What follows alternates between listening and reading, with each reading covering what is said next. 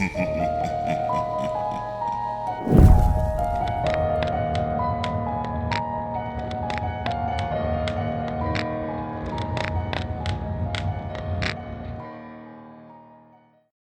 at the tree, whiskey in hand, Pete was pleased that this year would be different from the last. It had been the strangest time of his life, but he truly felt like things were finally coming together. And when better to come together than at Christmas, a time he loved more than any other? In some ways, the past year had been like an eternity, in others as if it had succumbed to time in the blink of an eye. But either way, he was glad to see the back of it. Staring at the Christmas tree, its beautiful lights casting a warm hue over the room, and the snow quietly falling outside as the sun set, Pete began to think of the past year, of his daughter Lana, and his wife Janet. It had started with a very normal December, 12 months earlier. The small town in which they lived was covered in a thick layer of snow, the residents spending most of their days clearing driveways, and Pete's wife going off for one of her usual wanders. She had been gone for a couple of hours, but while Janet was utterly devoted to her family, she still needed moments to herself to clear her head, to diminish the stress that comes with a loving yet disorganized husband and a little girl who was kind, but whom enjoyed trying her parents' patience as much as possible. When the tensions of a domestic life clouded her feelings or began to weigh on her spirits, Janet would wander out of the back door into the fields and woodlands which characterized the entire area, and trek for a while through the pines which dotted the landscape. It therefore wasn't unusual for her to be gone for fairly long periods, especially since it was around that time of year when she would take it upon herself to choose the Christmas tree. No matter how much Pete or Lana asked to help out, this was Janet's job. She loved the tradition of it, the process of choosing the best possible tree, cutting it down, and then seeing the bright smiles on her family's faces as they would gleefully take the tree indoors and decorate it with sparkling glitter garlands, warm glowing lights, and an array of festive baubles. It was a small highland town where they lived, far away from any major city, but Janet and the rest of her family loved their home. The simplicity of it, the feeling of being an integral part of a close-knit community, and of course the beautiful surroundings, lush during the Scottish summer and cold, crisp, stark, yet awe-inspiring in the winter. Most importantly, she loved the pine woods nearby, specifically a collection of trees which sat at the top of a small hill within walking distance from the house, perfect for picking a Christmas tree. She would return there each year, and while their numbers thinned due to a few other neighbors going there for the exact same purpose, there were enough trees to last a good many years. When she had been gone for 3 hours, Pete began to grow nervous, as this was longer than usual, and since it was growing dark, he took it upon himself to venture outside, telling Lana to lock the doors after him, and that he would not be long. Lana laughed when he told her that he expected that Mommy was struggling through the snow with a huge tree, bigger than any other that they had ever had. Pete loved to see the excitement in his daughter's face at this time of year, and he told her to watch from her bedroom window to see what they would bring back. With this, she excitedly ran up the stairs, straight to her window, before he had to call her back down to lock the door. Gazing at the beautiful tree, he could remember that night like it was yesterday. The snow was crisp on the ground and crunched under his feet as it began to freeze. Small flakes fell from the sky occasionally, but Janet's footprints remained uncovered. Even without them, Pete knew where they were heading. The hill where Janet returned each year was only a 40-minute hike away. She would pick a pine tree from there. In fact, sometimes she would pick two. One around 6 foot, the other a young tree about half the size, if they could find one suitable, that was. It was difficult at times to find smaller trees, as they seemed to be rare in that area. Everyone in the town seemed to like the idea of having a small tree in their children's bedrooms, so people would climb up there with an axe and take what they wanted each year, so there weren't as many at hand. Lana at one time had thought that it was sad to cut down and kill so many trees just for people to look at, but Pete explained to her about tradition and that he was sure that more would grow back.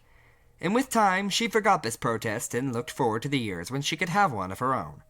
If a smaller tree couldn't be found, then they had a lovely synthetic one that she would sit at her window. Secretly, she loved this just as much, but as her father had said, tradition is tradition.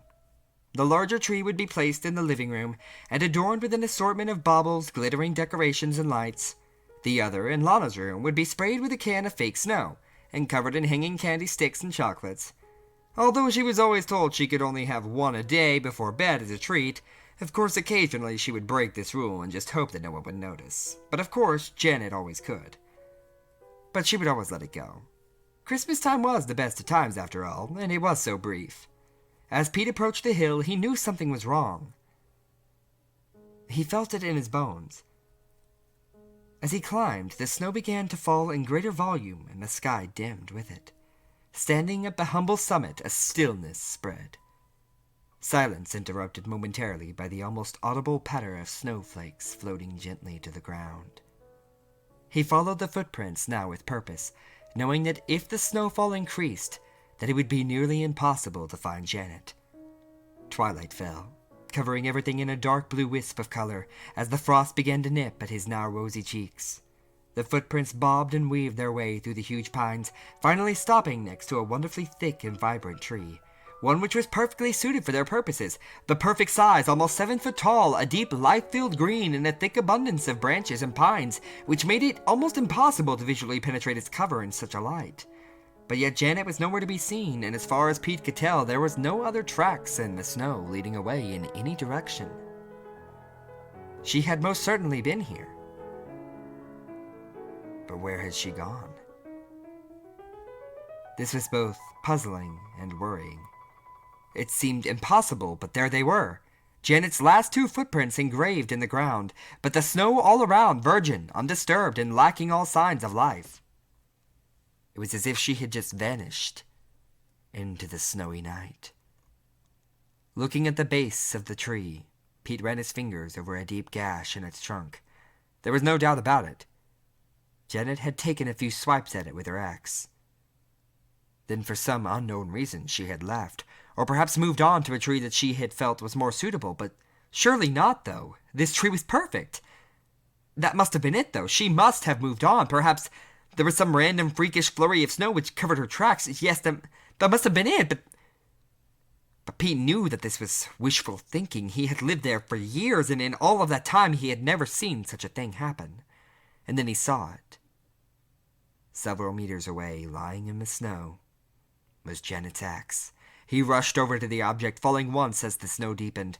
Rising to his feet, it was now unmistakable. Yes, it was partially covered in snow, but it was Janet's axe, all right. It lay there, much like the footprints, isolated, but with the absence of any human imprints. It was as if the tool had been dropped from a great height. But Pete did not care to speculate. A sense of growing worry permeated his mind as the thought of Janet lying somewhere injured increased his anxiety. Shouting his wife's name repeatedly drew no reply as darkness now began to creep ever closer. If she was hurt, he would have to raise the alarm and get the town out looking for her, along with mountain rescue. She wouldn't survive long in that snow, in that biting cold.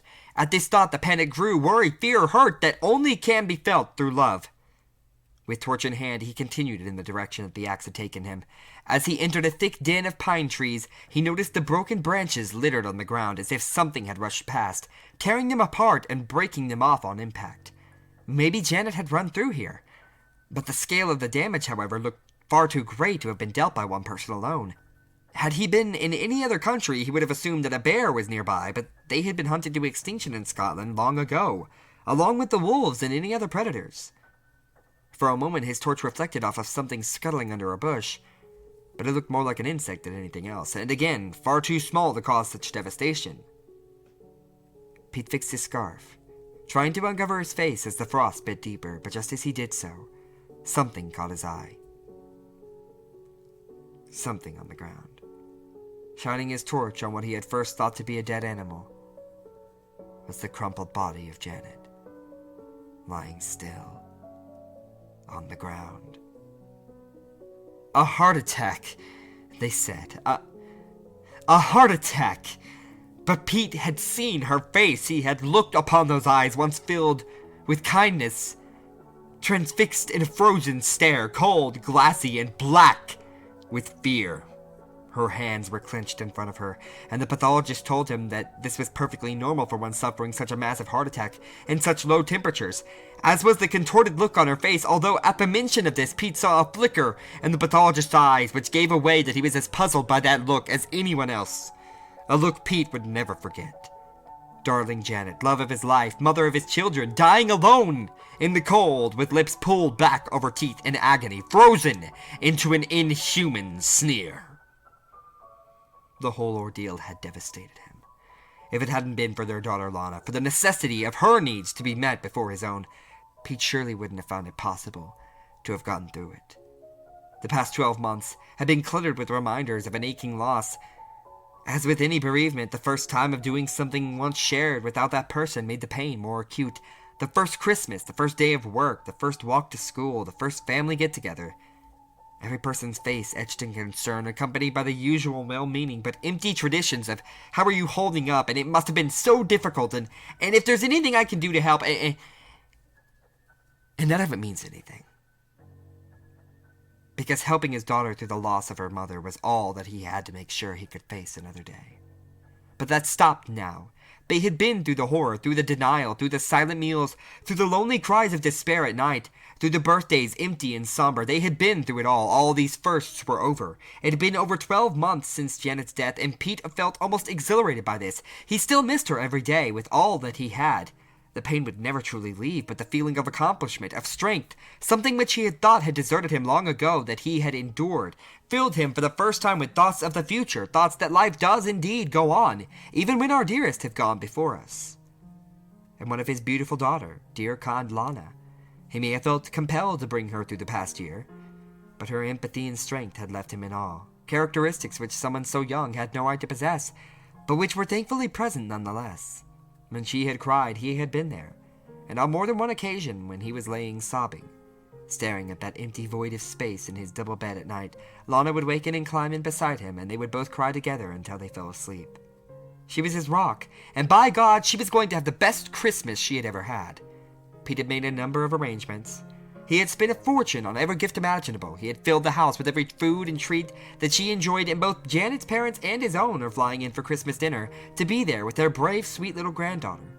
He'd also organized for Lana's friends to have a sleepover on Boxing Day, which she had pleaded for, but which Pete always knew he would give in to eventually. She never asked for much, but this year, this Christmas, she would have more than she could imagine. The house was perfect, but there was one thing left to do. One thing that Pete had dreamt of since the night he found Janet's body. She had chosen that tree.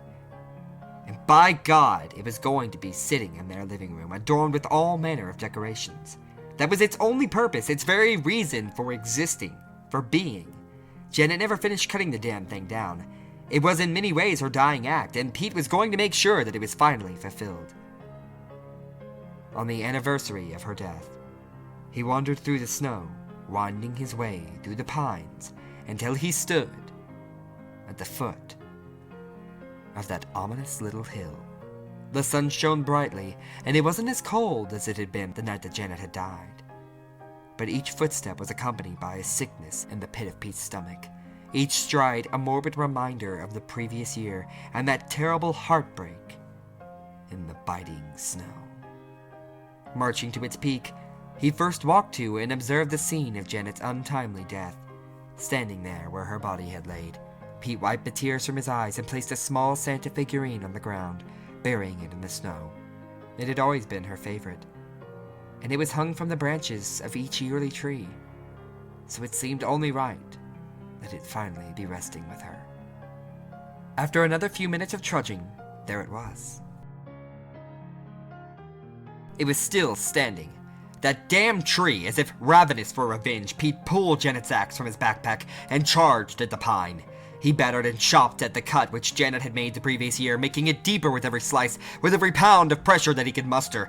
The tree groaned and creaked as if in pain, but Pete didn't care. This tree was the final reminder of Janet's death. Whatever had happened that night, it happened because of that tree. As crazy as it seemed, it all made sense for a moment, and then clarity was clouded by mundane reality. That she had simply died of natural causes. With the roar of cracked wood breaking under its own weight, the tree swooned and collapsed to the ground in defeat. Tying a rope around its trunk and then using string to fold its branches inward, Pete dragged that memory, that cold-hearted pillar of nature's brutality, through the snow, over grass and gravel, and finally, to his own back door. He was victorious. With little thought for carpet or furniture, he dragged it up the stairs into the house and placed it in front of the window in the living room, wedging it upright into an old wooden stump that they had used as a stand every year. Breathless and covered in sweat, he stood back looking at the tree, standing tall over all it surveyed. "You picked a good one, love. You picked a good one." He held back the tears and waited for Lana to return home from her friends. Pete put an old Christmas film on the television, as they both decorated the tree together, singing, laughing, and being a family once again. Of course, there were moments, fleeting glances, when they caught one another's stare, a glance which showed pain buried deep down inside, one which said, "I miss her too." But it was Christmas, and the moments of grief had passed, buffered by longer caring periods of happiness. Contentment caressed smiles from ear to ear, and festive spirit once more filled that home, which had for too long been host to loss and anguish. As night began to fall, after Lana went to bed, earlier than usual because the excitement had worn her out, Pete decided to reward himself for the day's efforts. The lights were dimmed, and after pouring himself a large whiskey, he sat on the living room couch and stared at the tree. Draped in tinsel garlands and adorned with bright white Christmas lights, it really was a sight to behold, the best tree that they had ever had in the home. "Here's to you, gorgeous," Pete said, lifting his drink to the sky in a symbolic gesture to his wife. Staring at the Christmas tree, its beautiful lights casting a warm hue over the room and the snow quietly falling outside as the sun set, Pete began to think of the past year, of his daughter Lana, and of his wife, Janet. Time passed slowly as he thought of all things gone, how they had all led to this moment, through pain and suffering, but now hopefully onwards to the future, and one filled with at least the briefest possibilities of joy. The glow from the tree reflected off of the window, but it penetrated far enough to illuminate the now thick blur of snow, falling to the ground silently outside. The room remained dark, but the lights bathed everything subtly in a warm Yuletide radiance, which, when accompanied by the orange lambency of the fire, only served to cultivate the anticipation for Christmas even more so. For the first time in a year, Pete was happy. Yet something bothered him. There was a slight apprehension or annoyance at the back of his mind, something which was spoiling the display. Sipping at his whiskey, casting a glance at the entire room, he finally saw what the problem was. 2 of the Christmas tree lights were occasionally flickering, not constantly, but often enough to be noticeable, and more importantly, aggravating. Downing the rest of his drink, Pete rose to his feet, now feeling the aches in his muscles from the effort exerted while dragging that thing all the way back home from the hill. Walking over to the tree, the lights were indeed flickering, but there was something unusual about them. They seemed deeper than the rest, as if coming from around the trunk rather than resting on the branches. Again, Pete was struck by how dark the interior of the tree was, that even in the presence of many lights placed upon it, he could not peer or adequately see between the branches of the tree. Even the 2 lights which sat deeper behind the pines did not seem to illuminate their surroundings in any way. The empty glass slipped from his fingers, smashing on the floor. The lights were fine, they were not flickering at all, but the occasional blinking of 2 eyes amongst the branches had been enough to catch his attention. He froze to the spot, and it was as if the room had grown darker somehow. Something stirred between the pines, between the knotted wood and the scratched porous surface. Something lived there. A feeling of utter paralysis now took hold, his feet firmly glued to the ground as the 2 eyes slowly pushed forward. Creaking and cracking, a face revealed itself from between the pine-covered branches, as if seeping out from its innermost visceral point, mold-covered, ancient, its features twisted in rage. Fear began to course through Pete's veins. His heart beat faster and faster as the face moved closer, its eyes devoid of pupils now swamped in a maddening yellow, and from below, the protrusion of 2 thin, moss-covered legs arching out from between the branches. With a creak and a snap, it straightened itself, now standing in all its terrible glory in front of the tree. It was now pitch black outside, and it would have been clear to Pete that this animal, this creature, was of a nocturnal nature, but in its stare he found himself helpless. His heart skipped first with a palpitation, then he could feel a searing pain in his left arm. He clutched his chest, but his feet remained adhered to the ground, and it was impossible to look away from those yellow, unmarked eyes. Its gaze came closer still, and in the pain which it brought, Pete knew he was going to die, to be found like Janet, cold, face contorted, and the second victim of that thing which lived amongst the pines on the hill. The pain was now unbearable, but the paralysis removed the possibility of a scream. What little light there was from the fireplace now illuminated its head, elongated on one side and pulsating on the other, its face dominated by a large dark hole which appeared in place of a mouth or nose. one which no light could penetrate, as its boil-ridden head stooped to meet his own, and the hole in its face almost touched his mouth. An involuntary sneer pulled Pete's lips up to reveal his teeth, as his face contorted into an entirely unnatural position. And then that one word, a word so powerful, so pure that even the most evil of intentions could be dispelled by it. Daddy? With a snap of wood, the gargoyle-like creature turned its wide yellow gaze to Lana. Standing at the bottom of the stairs in her pajamas, her scream echoed out into the night. Arms outstretched, its odd-numbered fingers moved with a stutter as its moss-covered legs groaned, carrying it forward in a peculiar, unbalanced motion towards her. Now Lana was paralyzed by its stare, and with each step closer, her face contorted more fiercely, and the pain in her chest brought her to the point of unconsciousness. As intense as its ancient gaze was, it was focused. So focused, in fact, that it did not notice Pete clawing his way across the floor towards the kitchen. The wooden creature's unsure movements made it appear more like a puppet than a thing of autonomous purpose. And as it reached Lana, it cupped her face in its uneven hands and stared wide-eyed and pupilless into her face. Tears streamed down her cheeks.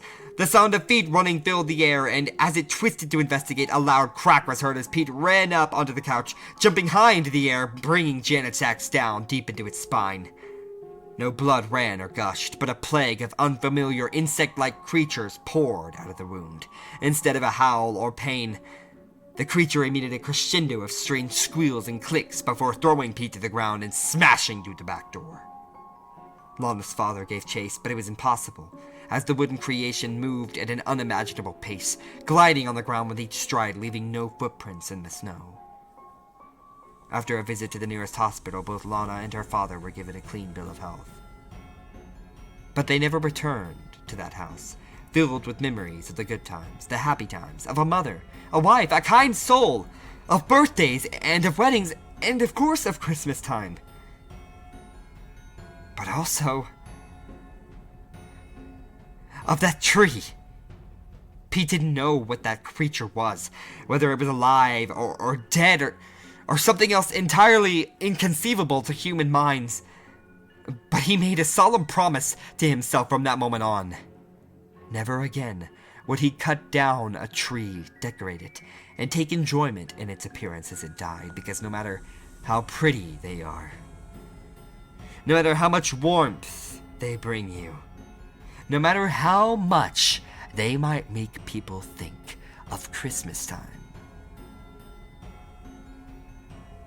you just don't know what could be living between those branches.